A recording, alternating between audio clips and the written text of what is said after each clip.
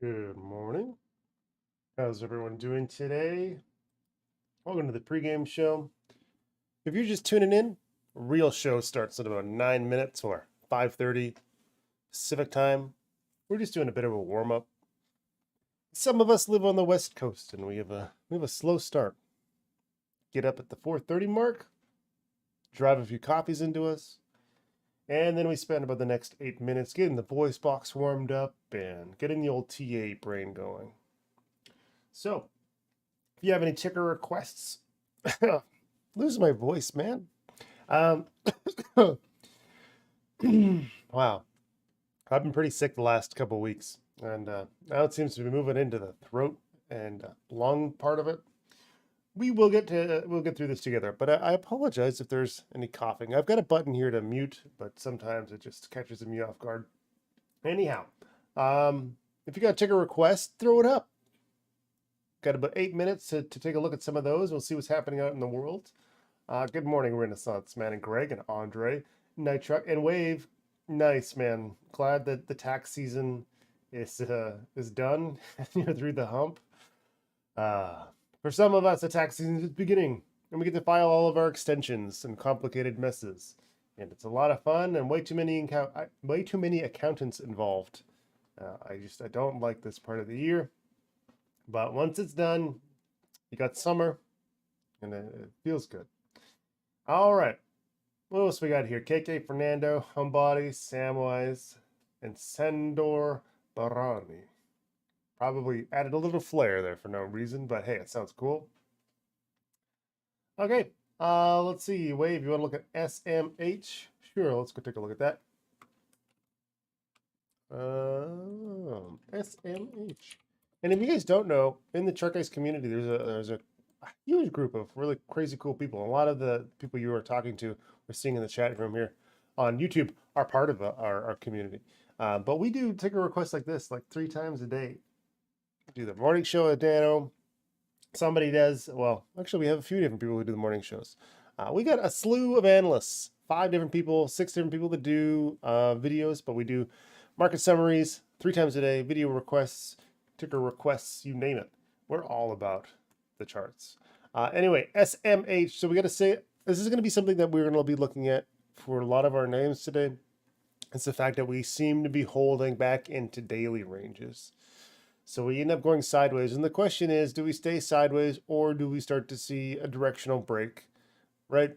And this is mostly apparent on the Dirty Russell, who did us dirty again. And we'll take a look at that as the real show gets going. But right now we got a daily resistance and a daily support. And we're just chopping around inside this channel. Not a channel. Well, I guess technically it's a range. That's what we're going to call it. So we're very close to the low, 248.65. The question is, are we going to break that? And if we do we set a lower low? And at that point, do we look for a reversal? So that will be the play that I'm looking at right now. I would be looking for just a peep of a flush under that support because I'm looking for our overall markets to stay inside their daily ranges. And as we move away from the highs to the midpoints, we start to look for those short-term reversals under the assumption that we're going to stay inside this range play. We see these lower lows, no follow through. That's what I'm looking for again. 4-hour time frame. Here we are, lower highs, lower lows, higher highs. Just that indecision, right? Just peaking below and staying in place. So what we're going to be looking for in the short term is weakness. We're going to see if we get a low under 248.65. And really, there's 2 different types of plays that we got to be concerned about. I'm going to draw this out because it helps to visualize things. So let's say we get option 1, which is our little break. We sort of doodad around here, not doing a heck of a lot. We dip below, we see a good volume flush come up, and then we see the price sort of move back up, and then we get a higher low, and then we just sort of go sideways, and eventually we move up onto 50-minute higher lows and so on. That's the type of play that I want to see. It would be somewhat similar to over here, where we get this low of we break 249.32. All right, you get it. And we come back down, higher low, and we start to move away from it. That's the range break and lack of follow through that I'd like to see. The other type of break that we need to be more concerned about if we're looking for long positions that would pretty much nullify our long entry options in the short term would be if we get a good break, a flush down, and then we have to come back up and test that area as a resistance, reconfirming it, and then getting a 5 or whatever time frame we're on, lower high, and then we start to move down. So what we're doing here is we're moving into that other zone of control. When we have a flush that doesn't have follow through, and we will move back up into range, we are confirming that this is our area of support. It doesn't matter like our decimal point or how many of these little things we knock out. It's that we have a lack of interest on the follow through, and everything is more interested in staying up in range. The second option is really more telling of decisive movements into that zone of control. So we have 3 different zones that we're looking at, really. There's the bull side, which we've never really got into, this range side, which we're currently in, and then the bear side, which is 3, which is also where we've not spent a lot of time. So as for now, we're looking to stay inside this range. So if that's the case, again, looking for a flush, looking for a lack of follow through, looking for a little wicks down, and a lack of follow through and interest to try to get into a little bit of a bull position on SMH. All right, we will cover natural gas, nitro. You got that. Homebody says the bulls was topped out. Gap up, got sold hard yesterday. Now Bitcoin going to spare. Yeah, we'll take a look at Bitcoin too. Yeah, given like the strength yesterday that we're seeing in a lot of names, today looks like a big old scary situation, right? A lot of that pullback, but ultimately it's not that bad. And we will get a better understanding of why this looks the way it is and how different actually this looks between our QQQ and our SPY and a few other things to look at. Tesla, yeah, I got time for Tesla. So Tesla's not like my friend right now, and not for trading reasons, but one of my good buddies, he's a moderator in the Chart Guys, and he lives just down the street from me, actually. And we met through the Chart Guys, believe it or not. Anyway, he bought himself a sick Tesla Model 3. And he locked it in like, I don't know, what month is it now? October, he got it, like shortly thereafter, right before Tesla decided to drop their prices 6 times. So basically, he went in, I don't know, let's say he bought it for 80,000, now they're selling for 50. It's just brutal. So, you know what? It makes it like, to me, apprehensive about buying one because, you know, you guys time the bottom on the Tesla MSRP price chart. I don't know, man. Just to jank the price around a little bit too much for me. I want a steady price base. How am I going to know if I'm getting a good deal on the Tesla, or are they going to drop that price about another $10,000 next week? I don't know. Not for me. That being said, I drive a minivan because I just hate monthly payments. I don't do monthly payments, man. Until that thing dies, oh, we're rocking the Toyota Sienna for sure. All right, Tesla. It is down. A lot of EV names are down, and that's because of the news. So less of a sales price, less potential income, less revenue, less shareholder value is the basic theory behind that. Right now, we are at 176.11 for our daily support level. Pre-market level has $3 above that, and at 179.14 currently. And if we go to the hourly time frame, we're going to get a better read on what that actually looks like. Overall, we're still inside this overall range. So that gives us room to have probably 5-minute oversold conditions. Let's see if we can get there. Ignore this back burner overbought. Oh, we're already 5-minute oversold. Okay. So what that means for me is I am interested in weakness and a flush down to 176.11. We're going to get started with the real show. So yes, I would be bottom fishing any aggressive moves down to and above the 176.11 for a bounce. Beyond that, we'll have to see how the day develops. Okay. Toyota Corolla, yeah. I had I had a 1996 Toyota Tercel that I bought in college, university, paid $500 for, never changed the oil, did not take care of the car at all. It had 3 out of 4 cylinders that worked, but man, I drove that thing for years. Anyway, welcome to the pregame show, where we're going to talk about cars for no reason. My name's Jason.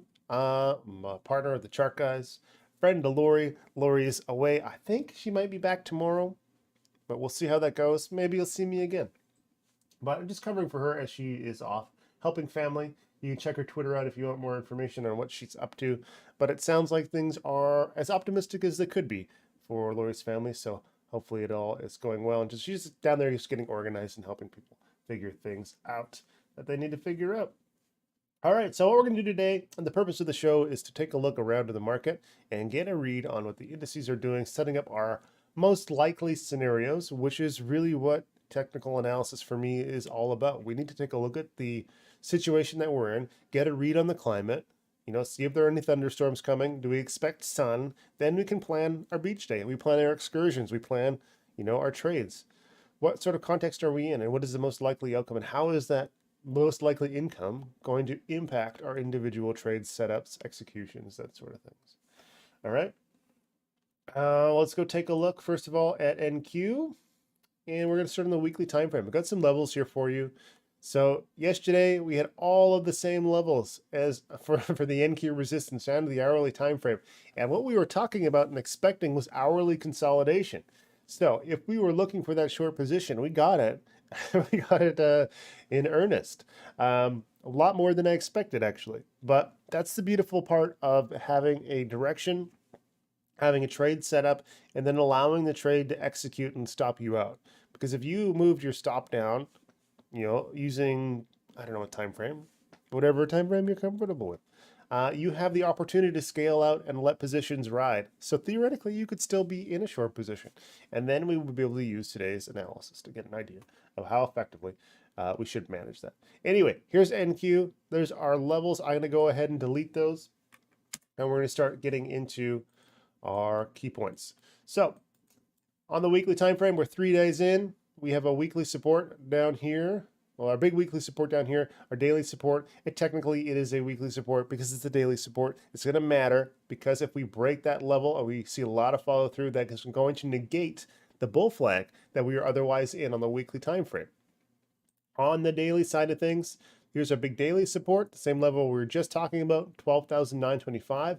Yes, we are still in a bull flag formation on the weekly, and the daily time frame does have some room for higher lows on the daily. So despite how tragic the pullback looks over the last 24 hours, it's really, in context, it's perfectly normal development. And that's the part that we need to remember when we're looking at consolidation phases. Is this healthy consolidation or is this bad consolidation? So far, this is healthy consolidation. And a lot of this is going to be driven by the dollar, which we're going to be looking at in a few minutes. On the 4-hour time frame, here's our big pullback, big drop down, 4-hour stair-step pattern to the downside. So pretty significant move overall, and a relative lack of consolidation on the way down on the 4-hour time frame.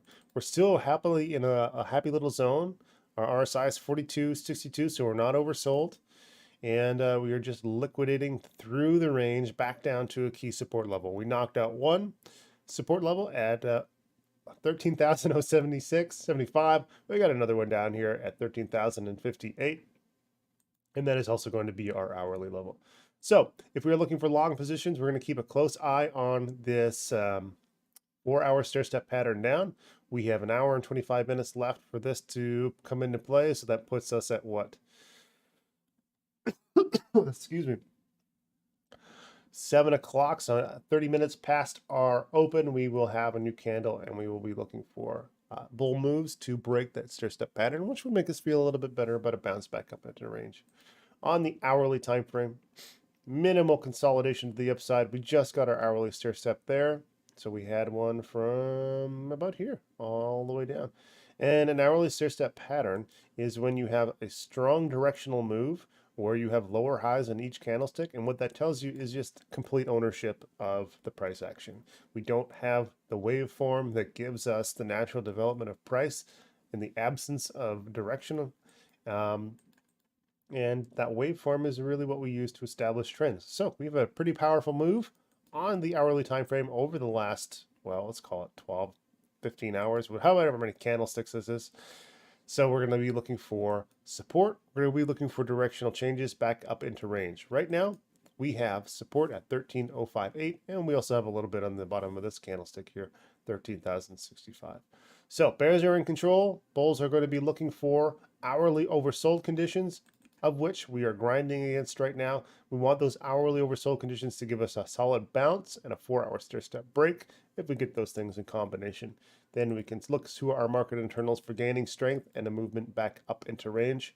We can also be keeping a close eye on our 13,058 level. Okay.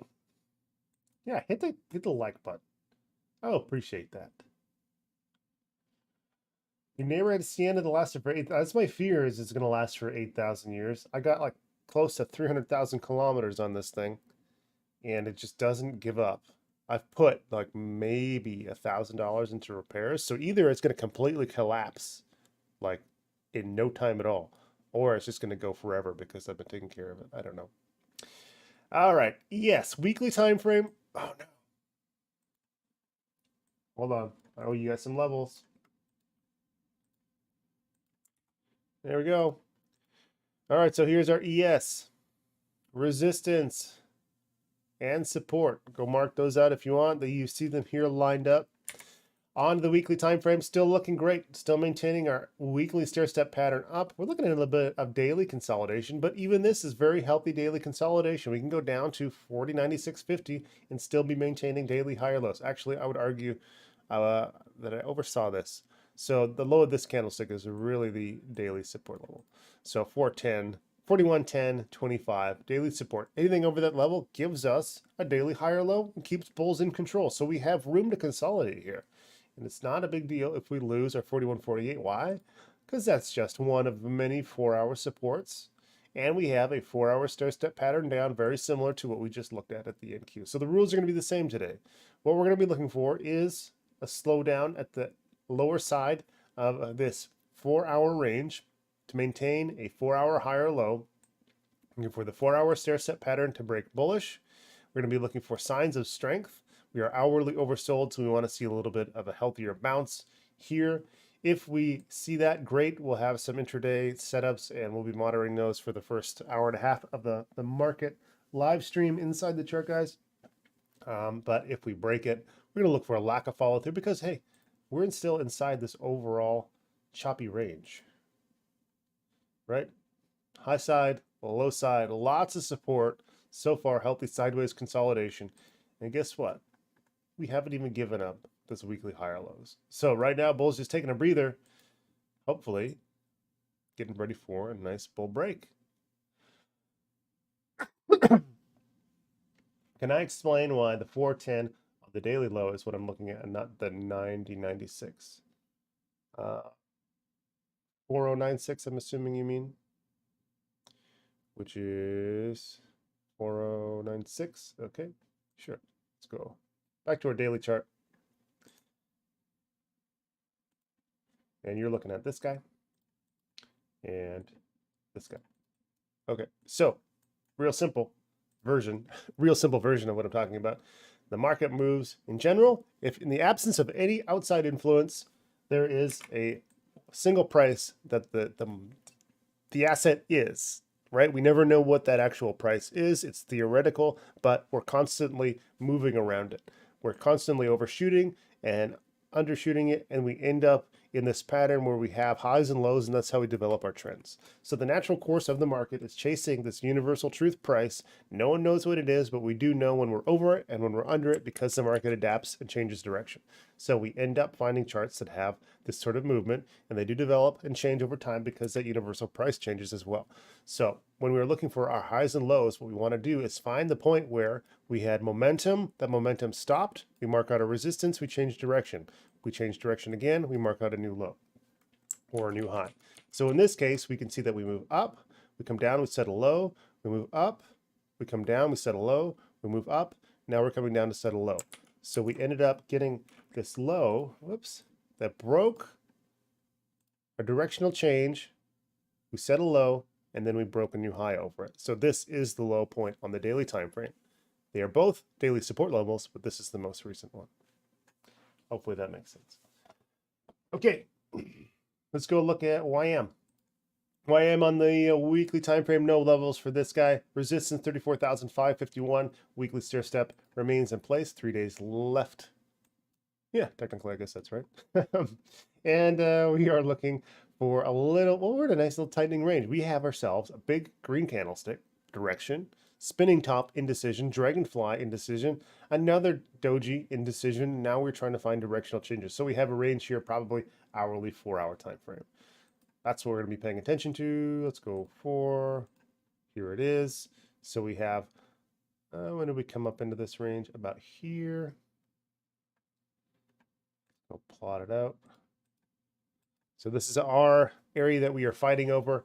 Look at all these lows and then moving back up into range. We're going to see and anticipate that if we're correct about our thesis about the ES and the NQ, trying to find those 4-hour stair-step pattern breaks and moving back up to stay in the overall movement and direction, then we're looking for a higher low over 33,928 on the 4-hour time frame. And we can go and mark out all of these lows because they all form up that concept of having a structure with a lack of follow through on the other side of it, right? So if we go to the hourly time frame, nice little bounce, EMA 12, opportunity, a little bit of opportunity for a hourly higher low. We have an hourly oversold bounce to our EMA 12, good. So now what the bulls need to do to confirm that we are going to go back up into that range is to establish an hourly higher low, break it, change the trend back to the bull side. And right now, this is healthy consolidation. If we get an hourly downtrend and we start to lose these levels in a more meaningful way, then we are looking at daily consolidation. So we will look at daily consolidation if we lose and close under our 33,928, which is going to put us right at our EMA 12. All right.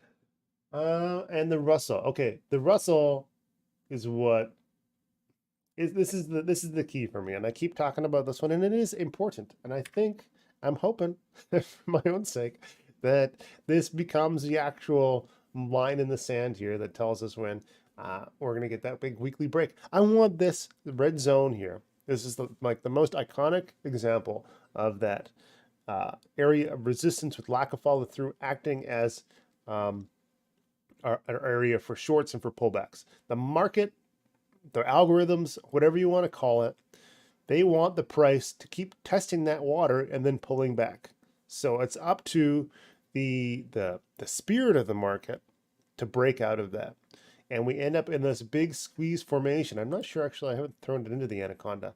I have. So this is a chart, guys, Anaconda. It is a compression indicator. It tells us when we have an absence of trend and we start to build up a lot of compression and squeeze. And in the markets, when you have a lot of compression and squeeze, you end up with explosive movements. So if you've ever had a pennant pattern or ascending triangle or descending triangle or wedges, what those do, all they are is a visual representation of compression. We have volume, we have limited areas for that volume to play out. It ends up squeezing, price doesn't move, and then suddenly you're off. So same kind of sort of concept, we have this big squeeze on the Russell. Now, when we go back to our regular charts, all it looks like on this side is that test above and pushing back down. So yesterday we were pretty hopeful. Hey, we have a good opportunity here. Bulls are in a great position to close above that level. I haven't updated this. Look where we ended up closing or opening right at the level and then closing below. So right now, daily time frame looking to play back into range. We have daily support right here. And in this case, it's not really a beautiful support in the same way that we just talked about, Kelly, because we don't have that natural progression on the daily time frame, that natural flow. But if we go to the 4-hour time frame, we can see it, right? It's all about finding the time frame that has the most clarity, which one allows us to see inside the spirit of the market, which one lets us see the price action develop. Sometimes the daily time frame doesn't do a lot for us. It doesn't give you a lot of clarity. And if you're learning technical analysis and you're struggling to figure out what the heck's going on in a chart, sometimes you just can't. Sometimes there is no clarity on a chart, and sometimes you have to find the time frame that gives you the clarity. And if the time frame that you were trading on doesn't offer you the clarity, then that is not the trading for you. Poor slow devil. Okay, Russell, if we can maintain higher lows over 1779 or even, the dip below and move back up, we'll look at making our own new little pocket of range over here. But overall, consolidation not unexpected given where we are, and we need a daily higher low. So a daily higher low, higher low, higher low, more compression, more opportunity on the way. Okay, let's go take a look at the dollar. This is going to be the big story for us today. All right. On the daily time frame, the dollar has been in a daily downtrend, right? No doubt about it. Nothing to dispute. Daily lower highs and lower lows. So our resistance right now on the daily time frame, let's go move that, is 102.231. There's our daily low, daily high. This is not a daily high or low yet, but we end up into our own form of compression. Why? Because look how quickly the bulls have countered back, and we ended up getting that double top test at 102.231. If we go to the 12-hour time frame, we see that's actually a little bit of a bull flag setup. So we are at a point where the bulls on the 12-hour time frame have the opportunity to change the trend. We've got a low, a high, a higher low now. Inside bar confirmed the bull break up to target 102.231.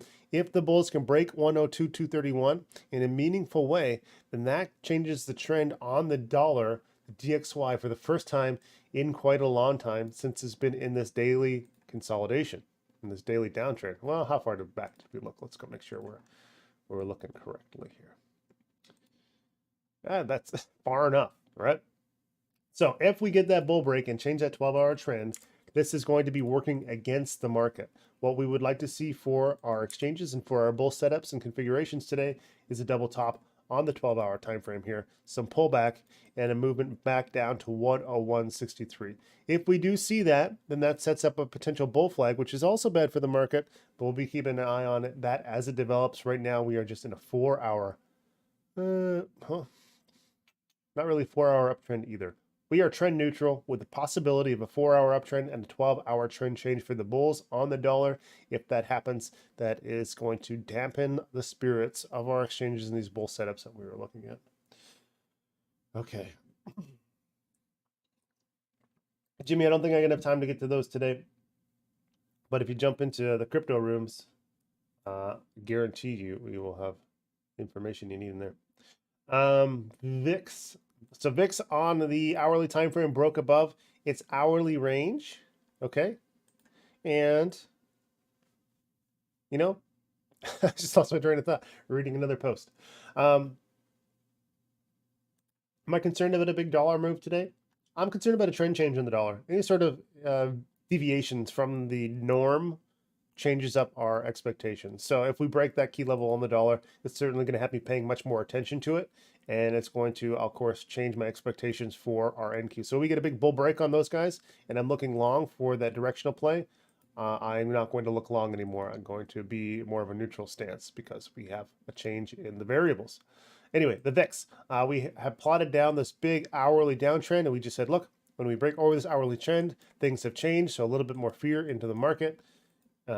Expected volatility, a daily move, and you know what, if we can see an hourly higher low here, we have the opportunity to change the trend. Right now we just got a high and we need a higher low over 1658, so we're more likely to do that for sure. I don't know why I said we're more likely to do that for sure. That just doesn't make any sense, does it? Natural gas daily time frame, we're now testing our area of support again. Big pullback after failing to get over 238.85, and now we're seeing a bit of a waterfall here. Maybe not a waterfall. No. Solid 5-minute downtrend though. Stair-step pattern is broken. Possible bear flag on the way. Well, bulls really need to establish this area as support again and trying to form a 4-hour higher low here. So overall, bulls still in control. I want them above this 261 range. Oil, not doing as well. Pullback on the daily time frame has us testing our area support from our gap up on April 3rd. If we go to the hourly time frame, we just tested that to the penny. So we've got ourselves, well, maybe to the penny. I'm just looking at it. Yeah, to the penny, $79. So caution on a bear flag here. If we break below that pattern, we don't have any support on the daily.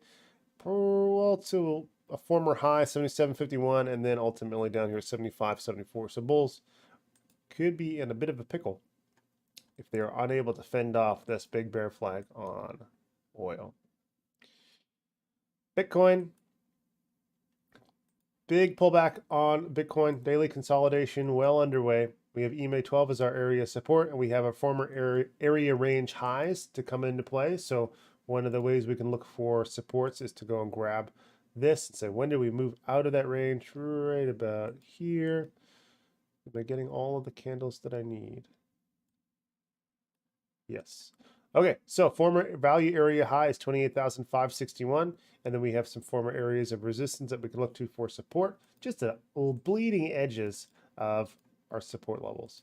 So former area of range can come into play as an area of support again, and then our value area high can be very important as well. 4-hour time frame, we have a 4-hour downtrend now, and we are dipping our toes into hourly oversold conditions. Right now, this is a bear flag, and we're going to be looking for bulls to fend that off. What bulls need to do is break 29,346 in a pretty good way. What I got to be looking for to prove that out to me is either a expiration through time or a solid 15-minute trend change that is got a different direction than what we are establishing here. This is a really gross drawing. Really gross drawing I did. You want to find nice parallel lines. And if you see deviations in the trajectory away from those parallel lines, you can look for that behavioral shift. Alternatively, if we go to the hourly time frame and we just keep doing this for a while, it's no longer a bear flag. Flags really have a timeline for expiring, and I give a flag like on of this scale, another 2 or 3 hours, and if it doesn't play out, it's probably not going to play out.